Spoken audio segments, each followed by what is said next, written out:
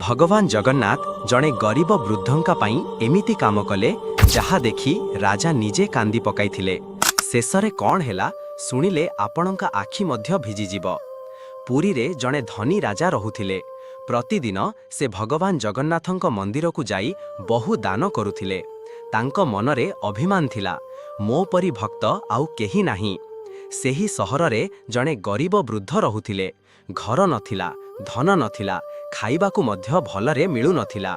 किंतु प्रतिदिन से मंदिर बाहरे बसी आखि बंद करी कहुथिले, हे कालिया, मो पाखरे देबाकू किछि नाही, मु केवला तुमको भाला पाए। दिने भयंकर वर्षा हेला।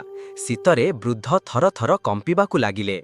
राजा रथरे बसी सेठारु जाउथिले, किंतु वृद्धंकु देखि मध्य अणदेखा करी चालीगले। से रातिरे राजा स्वप्न देखिले, भगवान जगन्नाथंको आखिरु लुह झरुछि। राजा भयरे पचारिले, प्रभु आपण काहींकी कांदुछंती? जगन्नाथ हसी कहिले, आजि मोर सबुठु बड़ भक्त शीतरे कंपुथिला, आउ तुमे ताकु देखि मध्य चालीगल। सकाळे राजा दौड़ी मंदिर बाहरे गले, किंतु सेठारे वृद्ध नथिले। खाली पड़िथिला गोटे पुरुणा चादर। सेथे लेखा थिला, भगवान को सुना नुहे, दयार हृदय दरकार। सेदिन परे राजांक आखिरो लुह आउ रुकी नथिला। हृदयरु जय जगन्नाथ लेखंतु, कारण दया करुथिबा लोकंकु प्रभु केबे एका छाड़ंती नाही।